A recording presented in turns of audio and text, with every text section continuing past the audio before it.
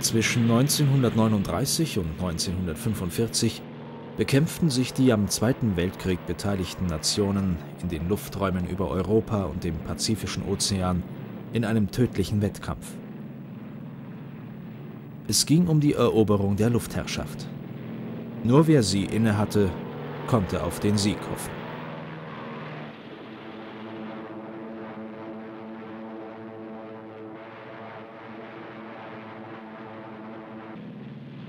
Der Kampf in der Luft wurde zum einen von der Qualität des Flugzeuges und zum anderen von den Fähigkeiten und dem Mut des Piloten beeinflusst. Der Luftkrieg des Zweiten Weltkrieges hatte bereits Jahre zuvor auf den Reißbrettern der Flugzeugingenieure und Militärs begonnen.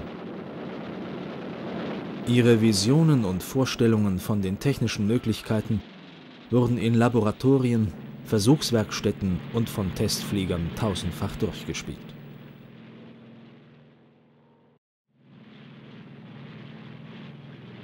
Sommer 1940. Das Deutsche Reich befindet sich in einer entscheidenden Phase des Krieges mit Großbritannien. Die politischen Spannungen zwischen Japan und den USA nehmen ständig zu. Die Ausweitung der Konflikte zum Weltkrieg steht bevor.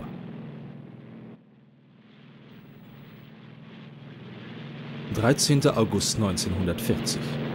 Das deutsche Oberkommando nannte diesen Termin Adlertag. Es war der Beginn der Luftkriegsoffensive gegen England.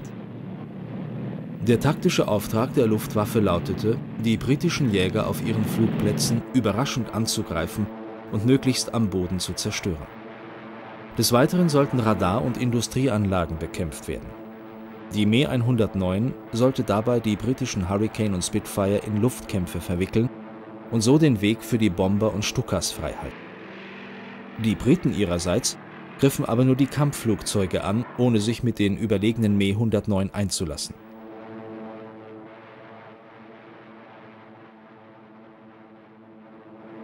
Am 15. August um 11 Uhr erfassen die britischen Radarstationen einen anfliegenden deutschen Kampfverband über dem Ärmelkanal. Nur 30 Minuten später überqueren Stukas in Begleitung von Me 109 die Küste von Dover. Gleichzeitig dringen aus der deutschen Bucht kommend 3 große Verbände deutscher Kampfflugzeuge in den britischen Luftraum ein. Aus dem Gebiet der dänischen Inseln kommt zusätzlich ein Verband Ju-88 ohne Begleitschutz. Dies war der Beginn der Luftschlacht um England.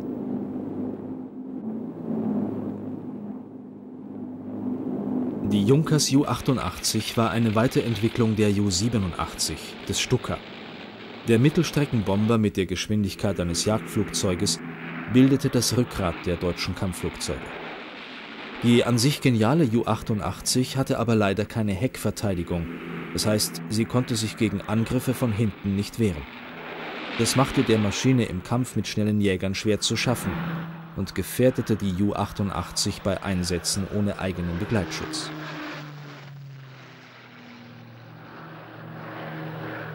Bei Luftkämpfen in großer Höhe setzten häufig die Vergasermotoren der Spitfire und Hurricane aus. Die Einspritzmotoren der Me 109 hingegen nicht. Dies bescherte den deutschen Jägern einen enormen Vorteil. In den meisten Luftkämpfen blieben sie deshalb Sieger. Die Me 109 standen aufgrund ihrer geringen Reichweite immer vor der Alternative, entweder bei den eigenen Bombern als Schutz zu bleiben oder sich auf den Luftkampf mit den Briten einzulassen. Beides konnten sie nicht. Hermann Göring, der Oberbefehlshaber der Luftwaffe, beging nun einen schweren taktischen Fehler. Er ordnete an, dass die Jäger bei den tiefliegenden Bombern bleiben müssen. Dadurch verloren die Me 109 ihren entscheidenden Höhenvorteil gegenüber den britischen Jägern.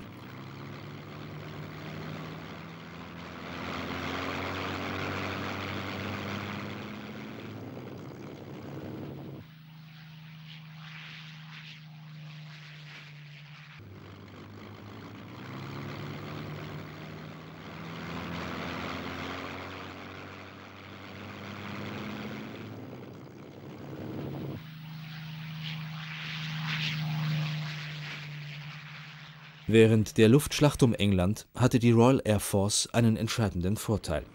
Abgeschossene Piloten gingen sofort wieder in die Stützpunkte und erhielten ein neues Flugzeug. Die deutschen Flieger hingegen konnten nicht ersetzt werden. Sie gingen in Kriegsgefangenschaft. Außerdem verfügten die Briten über zwei unterschiedliche Jägertypen. Die relativ einfach zu fliegende Hurricane diente zunächst zum Anlernen neuer Piloten. Später wurde dann auf die bessere, aber auch schwieriger zu fliegende Spitfire umgestiegen. Durch die unsinnige Anordnung von Göring konnten die Me 109 ihre überlegenen Fähigkeiten nicht ausnutzen. Den britischen Jägern gelang es daher, die deutschen Bomber von ihren militärischen Zielen abzudrängen. Danach beging die deutsche Führung ihren nächsten, noch schwereren Fehler. Die Bomber wurden nun gegen London und andere englische Städte eingesetzt. Diese aus militärischer Sicht völlig sinnlosen Angriffe führten nicht nur zu hohen auszehrenden Verlusten, sie stärkten auch noch den Durchhaltewillen der englischen Zivilbevölkerung. Am 17. September 1940 wurde von Adolf Hitler die Operation Seelöwe aufgrund zu hoher Verluste auf einen unbestimmten Termin verschoben. Nach der dreimonatigen Schlacht hatte die Luftwaffe 1733 und die Royal Air Force 915 Maschinen verloren. 8 Monate später, am 10. Mai 1941, greift die Luftwaffe zum letzten Mal London mit 507 Bombern an. Dieser Angriff ist bereits ein Ablenkungsmanöver für den bevorstehenden deutschen Präventivschlag gegen die Sowjetunion und dient nicht mehr den Vorbereitungen zu einer deutschen Invasion an der Südküste Englands. Die meisten der beteiligten Maschinen werden bereits kurz nach dem Angriff in ihre Bereitstellungsräume an der Ostfront verlegt.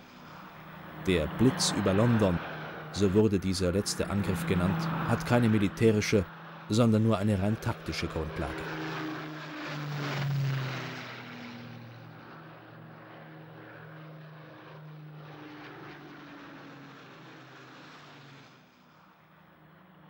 (1941) Die Interessenskonflikte zwischen den USA und Japan erreichen eine bedrohliche Dimension.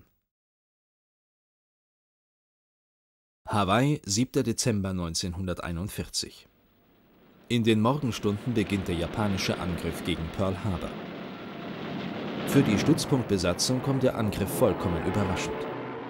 Der amerikanische Präsident Roosevelt hingegen war über den bevorstehenden Angriff bereits am 4. Dezember durch Churchill informiert worden, hatte es aber unterlassen, Pearl Harbor über das Auslaufen der japanischen Trägerflotte zu unterrichten. Der japanische Angriff brachte nicht den gewünschten Erfolg.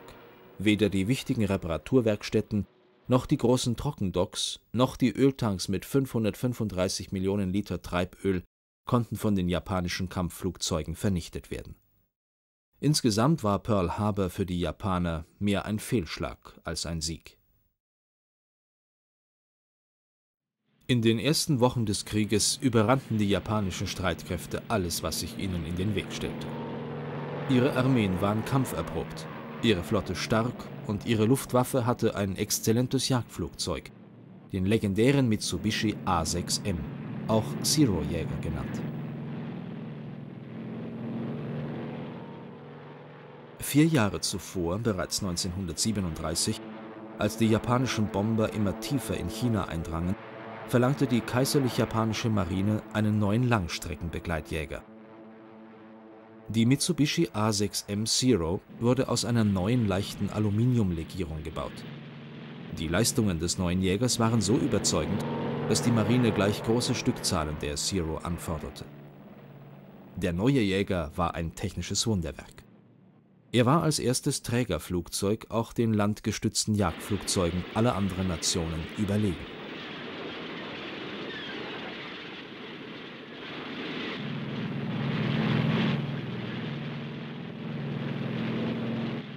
Das Gegenstück zur Zero in der US Navy war die Grumman F-4F Wildcat.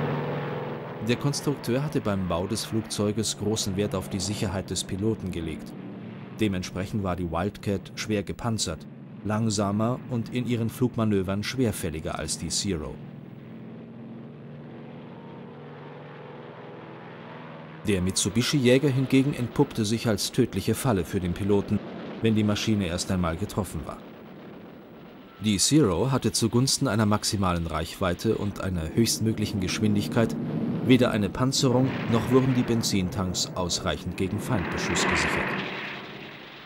Die militärisch einfältige Denkweise der japanischen Führung hatte den Wert eines gut ausgebildeten und erfahrenen Piloten vollkommen außer Acht gelassen. Eine Vorgehensweise, die sich im weiteren Verlauf des Krieges noch bitter rächen sollte. Im Frühjahr 1942 gelang es den Amerikanern, eine fast unbeschädigte notgelandete Zero in die Hände zu bekommen. Der japanische Jäger wurde zu Grumman Aircraft in die USA transportiert und dort eingehend untersucht. Die Auswertung dieser Erkenntnisse beeinflusste dann das Profil für einen neuen US-Jäger, die Grumman F-6F Hellcat.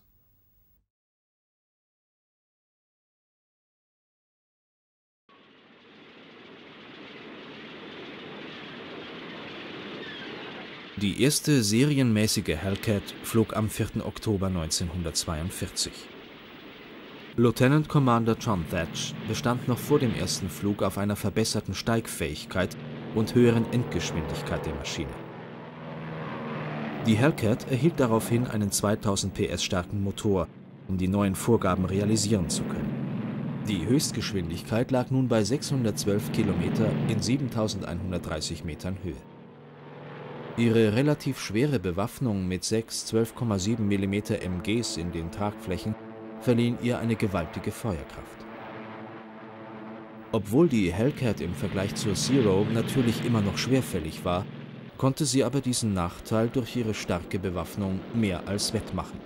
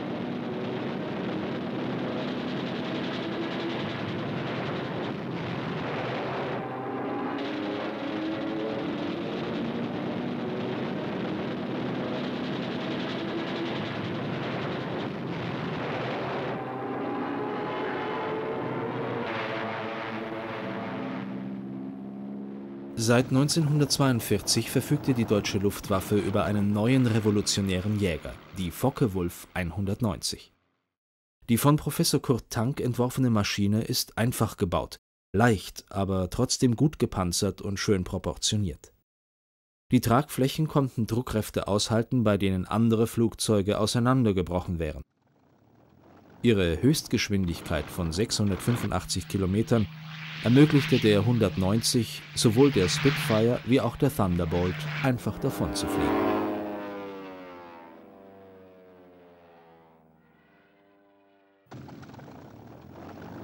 Um ein Mittel zur Bekämpfung der neuen Focke-Wulf 190 zu bekommen, glaubte die Royal Air Force auf eine bereits im Jahre 1940 gebaute Maschine, die Hawker Typhoon, zurückgreifen zu können.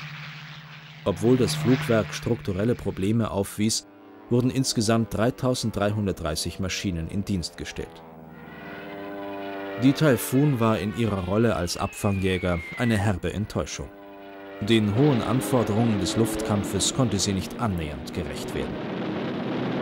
Sie wurde deshalb zum Jagdbomber umfunktioniert. Die Royal Air Force verlor durch diese Maschine viele gute Jagdpiloten. Einem Vergleich mit der 190 konnte sie nicht einmal im Ansatz gerecht werden. Viele Typhoons stürzten ohne Feindeinwirkung ab.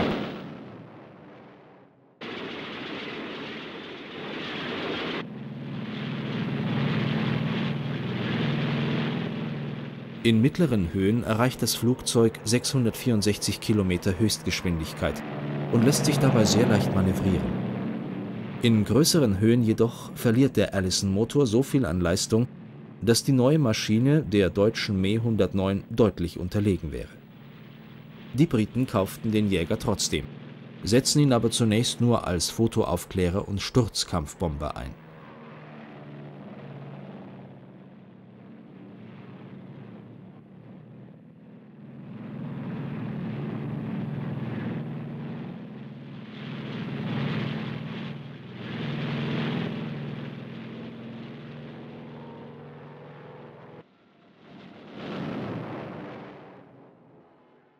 Das neue Jagdflugzeug trägt zu dieser Zeit noch mehrere Namen.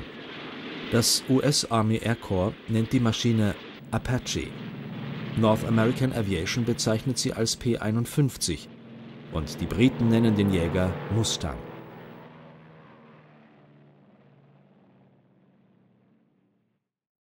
Die nun als Mustang P-51B bezeichnete Maschine erreicht in großer Höhe eine Höchstgeschwindigkeit von 703 Kilometer. Der Spritverbrauch ist wesentlich günstiger als vorher. Die Mustang kann nun mit Zusatztanks ausgerüstet die amerikanischen Langstreckenbomber auf ihrem gesamten Flug begleiten. Am 1. Dezember 1943 werden die ersten Merlin Mustangs an die 8. US-Luftflotte ausgeliefert.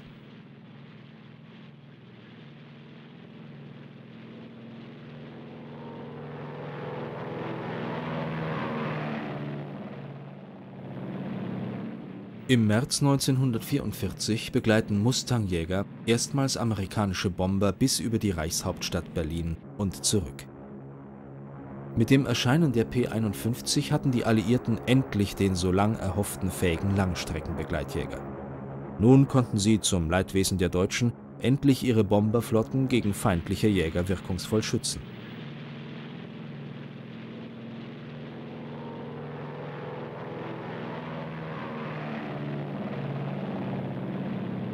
Der ursprüngliche Einsatzplan der Mustangs wurde alsbald geändert. Die Jäger begleiteten die Bomber nicht nur bis zum Ziel, sie erhielten sogar über dem Operationsgebiet die Order zur freien Jagd. Die schnellen Jäger stürzten sich nun auf alles, was sich am Boden bewegte. Fabrikhallen, Eisenbahnzüge und alle Art von Fahrzeugen wurden beschossen. Mit ihren Bordwaffen begannen viele Mustangs auch damit die Jagd auf Zivilpersonen zu eröffnen. Dieses verbrecherische Verhalten der US-Piloten ist nicht mit dem Jagdfliegerkodex vereinbar und liegt wie ein schwarzer Schleier über dem so wunderbar fliegenden Jäger. Die alliierten Langstreckenbomber begannen nun damit, unter dem Schutz der Mustangs eine deutsche Stadt nach der anderen in Schutt und Asche zu legen.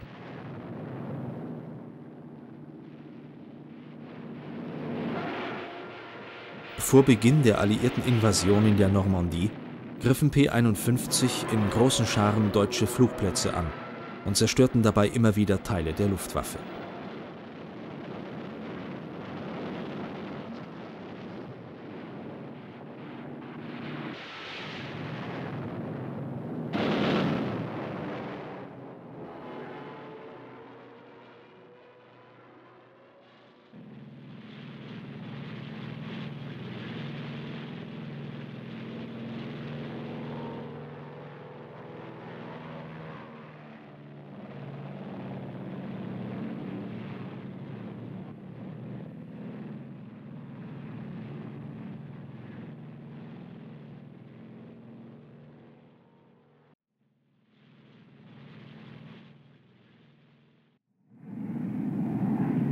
Die Me-262 beendet im Juli 1944 abrupt die technische Vorherrschaft der Mustang. Ihre Geschwindigkeit von 870 Kilometern ließ den neuen Düsenjäger wie einen Pfeil über den Himmel schießen. Wieder hatten die Deutschen den technischen Wettlauf klar für sich entschieden und waren dem Gegner diesmal weit davongezogen. Das nahende Kriegsende, die zu geringen Stückzahlen dieses neuen deutschen Jägers konnten jedoch keine Wende mehr im Luftkrieg zugunsten der Deutschen bewirken.